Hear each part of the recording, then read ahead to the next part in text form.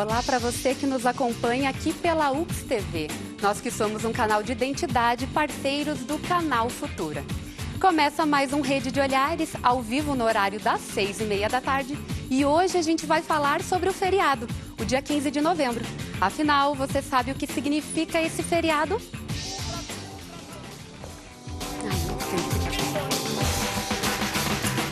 Em 15 de novembro de 1889, Marechal Deodoro da Fonseca proclamou a República no Brasil e assumiu provisoriamente a presidência do nosso país.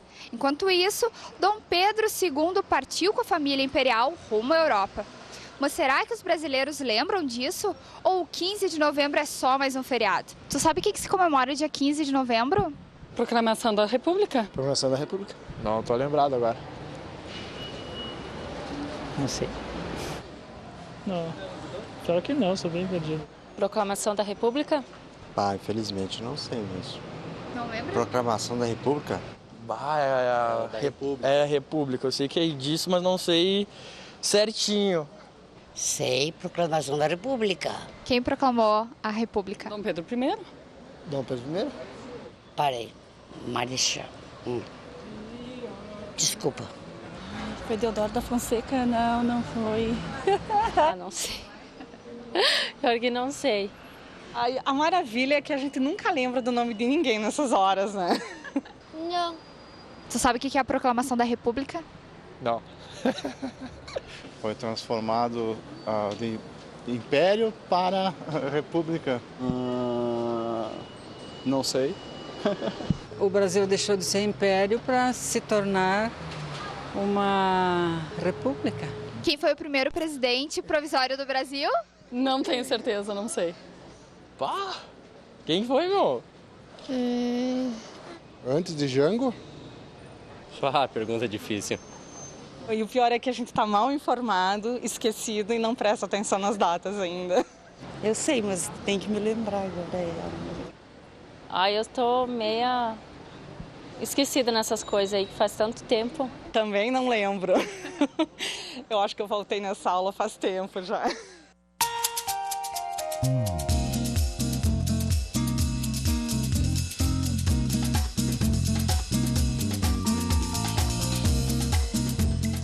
Para a gente falar do hoje, a gente tem que voltar um pouco para o passado. Foi em 1889 que foi proclamada. Então, foi a troca de monarquia para a república. O que significou isso para o nosso país? Naquele momento, muito pouco. Na verdade, assim, Carol, eu vou tentar sintetizar. Isso é sempre muito difícil para o historiador. Sim. E também muito perigoso, porque vai suscitar uma série de vacâncias nesse processo. Mas, enfim, de 1500 até 1822, colônia, sob as ordens de Portugal, sobre os mandos políticos, econômicos, culturais, a legislação. 1888, a corte portuguesa vem para o Brasil, fugindo de Napoleão Bonaparte, não é? E, a partir daí, nós temos o primeiro movimento de modernização do país, ou do Rio de Janeiro, porque o Rio de Janeiro significava, e para muitos ainda significa, o Brasil. Em 22, por questões de âmbito pessoal e também para não ter que obedecer às ordens de Portugal, caso retornasse a Portugal, Dom Pedro I, que não foi quem proclamou a República, ele proclamou a independência do Brasil. Ele se mantém no poder por 9 anos, renuncia. Aí a gente teve o período das regências, isso acredito que as pessoas tenham estudado em algum momento na sua vida escolar, mesmo que de forma factual, e a antecipação da maioridade. Então, Dom Pedro II, ele permanece por 49 anos no poder. É o mais longo poder sob um homem só dirigindo. Ele entra criancinha e sai uma pessoa já madura, já idosa. O problema é que eu não considero que chegamos na República. Não considero. Só os discursos da área política, ideais republicanos. Hoje eu me pergunto, que ideais republicanos? Professores ganhando mal. O governo que está aí prometeu o piso nacional. Aí a gente vai para a polícia, ganham mal. Aí a gente vai para tal... Quer dizer, a República, na minha visão, desculpem quem não concordar, ela é uma república super velha, antiga, superada. Eu queria que tu mostrasse a tua tatuagem, porque tem tudo a ver com a República. E eu quero que tu... Pode ser? Pode, não sei. Aqui, ó, o Moacir vai mostrar aqui para nós. Tem que ver qual das duas, né? Porque tem a da Revolução Francesa, que seria a revolução que trouxe... Pode mostrar, então. Essa é da Revolução Francesa. Que seria, pode falar. Essa é a Liberdade Guiando os Povos. É um quadro de Delacroix que está no Louvre, né? E a outra, qual é? Pode segurar para mim? Pode. Essa é a da Guerra de Canudos. Esse aqui é um desenho que eu peguei num jornais, acho, da década de 30, que é do Antônio Conselheiro, que foi uma das rebeliões que a República derrubou, né? Tipo, era um... A professora vai explicar melhor, mas era... ela ajuda.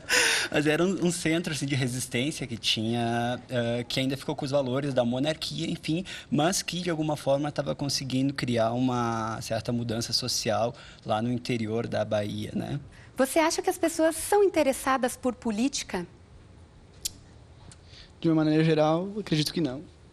Até pelo histórico familiar que eu tenho, as pessoas não dão muita atenção a esse quesito, né, que é importantíssimo. Mas acho que isso tem tudo a ver com o início da República também, e a questão de como estão estruturadas os alicerces da educação no Brasil, né? Não se preza tanto a educação cívica, principalmente a educação em si, para formar as pessoas como cidadãs, de fato. A questão da República a República ela foi concebida para poucos, né? Então, dentro desse contexto para poucos, faz com que a base, a grande população não se interesse por questões políticas, né? Então, o que significa para poucos? Para poucos, por uma elite, né? Uhum. Ela é conduzida para os privilégios, é uma casta, né? Então essa casta ela ascende a grandes poderes, né? Então ela tem essa possibilidade de ser para ela, foi construída para ela, mesmo modo que da transição do império, né? Então esse processo todo que se deu, ele ainda se manifesta de uma certa forma. Tudo é política, né? Se a gente for ver tudo que nos cerca, tudo que a gente vive, enfim, desde que a gente nasce até escola, trabalho, enfim, tudo que a pessoa vai se interessar vai ter a ver com política, enfim, as decisões que uma pessoa toma, as decisões que acabam tomando por nós, às vezes, tudo é política, né? Você, o que pensa a respeito disso, Laura? Sobre a questão de política. É importante ter essa autonomia, entender sobre, para poder até discutir depois? Eu acredito que sim, até nessa parte da discussão e na parte do voto, por causa que a gente que está colocando as pessoas no poder, a gente que está fazendo com que elas tomem as decisões pela gente. Então, acho que é muito importante, até ano que vem eu vou começar a votar, e eu acho que é importante a gente saber quem são os candidatos, saber a história do nosso país. Quando o segundo sol chegar para realinhar as órbitas dos planetas, derrubando com a sombra exemplar o que os astrônomos diriam se tratar de um outro cometa. Não digo que não me surpreendi. Antes que eu visse, você disse, eu não pude acreditar. Mas você pode ter certeza de que seu telefone irá tocar. E em sua nova casa que abriga agora a trilha incluída nessa minha conversão, eu só queria te contar que eu fui lá fora e vi 2 sóis um dia e a vida que ardia sem explicação.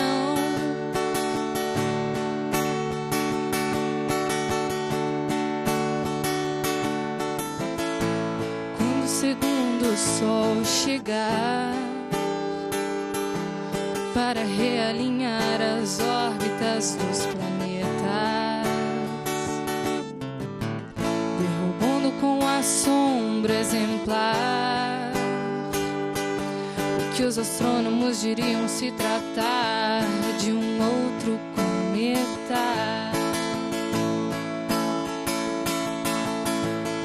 Não digo que não me surpreendi, antes que eu visse você disse eu não pude acreditar. Mas você pode ter certeza de que seu telefone irá tocar em sua nova casa que abriga agora a trilha incluída nessa minha conversão.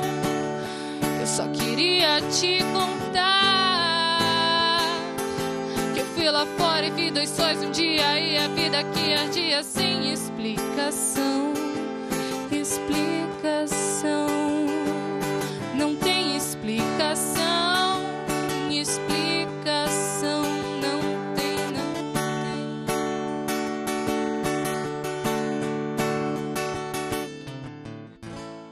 Monique, tu tá em qual, a 8ª série? Tô no 1º ano do ensino médio. 1º ano. E na escola, o que vocês estudaram sobre ditadura militar, sobre república? Lembra alguma coisa que ficou marcado? A gente aprendeu um pouco da história do Brasil ano passado. E pra ti, o que significou a ditadura? Porque a gente teve mais que uma ditadura. Mas quando se fala em ditadura militar, o que vem na tua cabeça?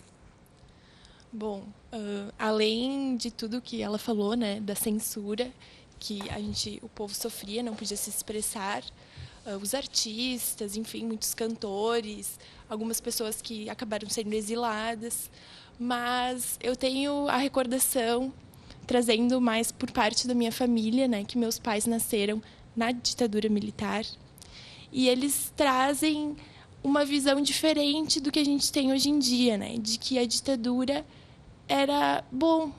Por quê? Porque era seguro sair nas ruas, até por toda a vigília que se tinha. Afinal, o que foi a ditadura militar que eles tanto falam e que eles querem que volte? Bom, em primeiro lugar, a ditadura, ou qualquer ditadura, fosse a da era Vargas, ou a gente tratando da ditadura militar de 64 a 85, toda ditadura é cruel, toda ditadura é ruim, é censura, é morte, desaparecimento, tortura, cala-boca, repressão o tempo todo. E a ditadura foi esse momento muito triste para a sociedade brasileira, e o mais triste é que apenas muito recentemente a gente passou a ter a coragem de investigar e a possibilidade. Temos muito ainda que conhecer a respeito deste período. Então, em primeiro lugar, toda ditadura é ruim, toda ditadura é ditadura. Não me mataram, não me torturaram, mas em 2 ou 3 oportunidades eu tive que ir no DOPS, que era o Departamento de Ordem Política e Social, que era aí na esquina da Pinheiro com a Marquês. Isso em que ano? Isso em 68, 69, por aí. Foi meio no auge da ditadura. E eu fui acusado, né? Após o AI-5. Sim, após o AI-5. E me acusaram de... Por sinal, o cara ficou meu amigo depois, não dou o nome porque ele faleceu, era o delegado do DOPS. Ele disse que eles estavam me cuidando porque eu jogava com... Eu usava uma tática chinesa. Aí a burrice da ditadura, além de tudo, eram burros, né? Eram burros. Hoje, por exemplo, tem uma ditadura escondida aí dos comerciais, de quem não patrocina certas coisas, e a imprensa está domesticada, na minha visão. E não falo da UX-TV, porque ainda é uma abertura. É alunos jovens, os ideais jovens, etc., etc., que nós precisamos. Então, eu usava a tática chinesa, eu não sabia o que era. Daí ele me explicou assim também, meio burramente, que eu jogava com pedaços de verdade. Essa é a tática chinesa, ou seja, fazia programa musical, Beatles, Elvis Presley, etc., que não morreram, viu, gurizada? O Elvis não morreu, nem os Beatles. Então, ele dizia que eu tocava uma música assim, tal, e depois dizia alguma coisa contra o regime, contra o modelo, contra o sistema. Elisiane, por que tu acha que os jovens que vão às ruas, alguns, não todos, às vezes desejam que volte uma ditadura militar, como a gente comentava ali? Eu até acredito porque talvez não conheçam o que realmente foi a ditadura, né? Porque eu creio que os jovens, de repente, sejam mais ou menos a mesma idade que nós. E eu, por exemplo, sob a ditadura, sei muito pouco ainda. Não tive o privilégio de ser aluna ainda de Brasil, da professora, né? Mas eu acredito que o ensino, de repente, na minha época, ele não aprofunda muito, tanto na questão dos livros didáticos, que era muito trabalhado, mais no ensino tradicional, ele não aborda muito. Então, eu acredito que o pessoal realmente não tem muita noção, né, do que realmente foi a ditadura, qual é o significado que ela tem.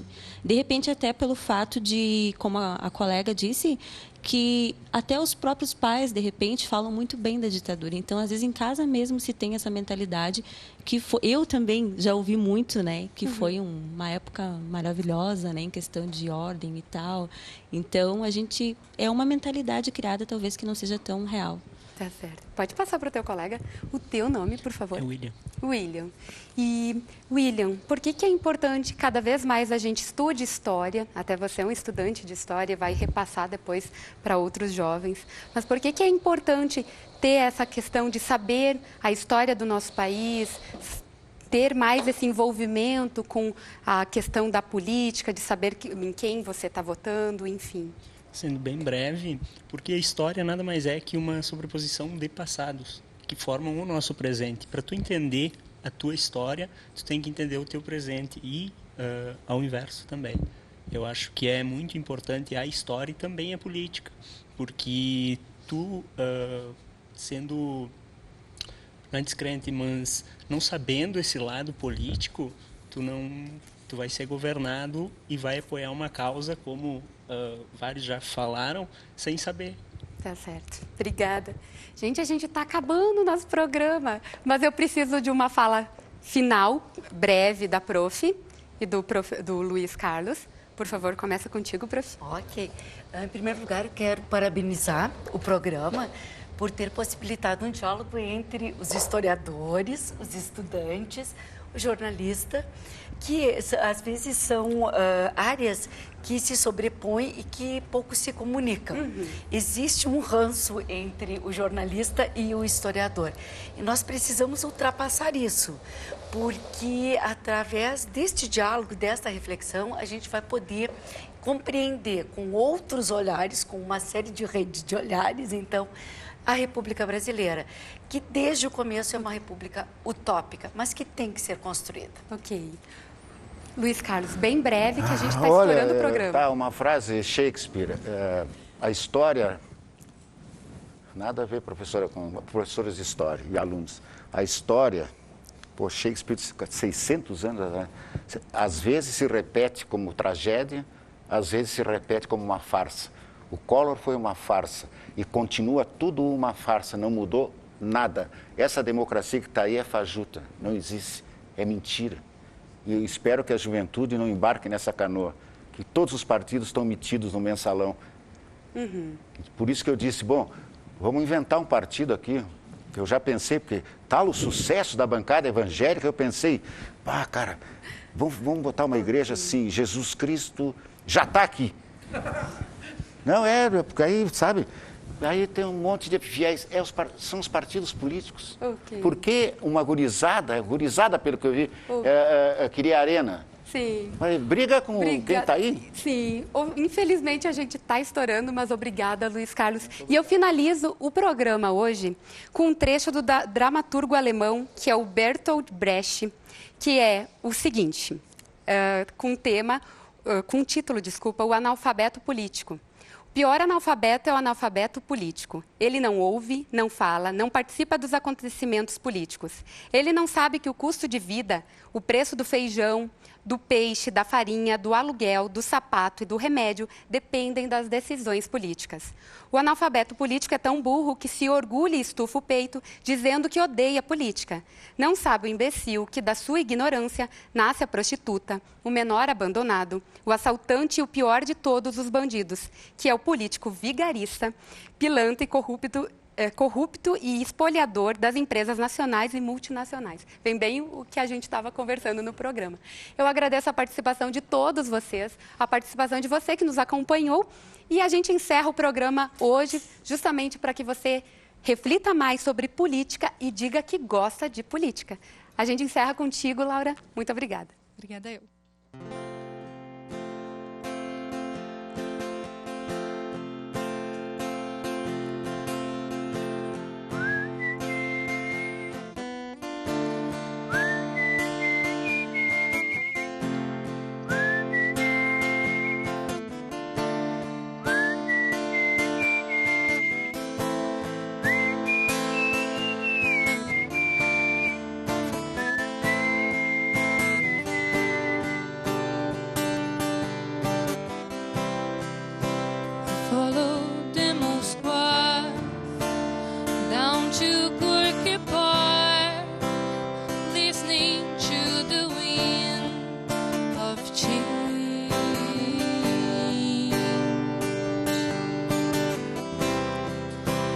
August summer night, soldiers passing by, listening to the wind of change.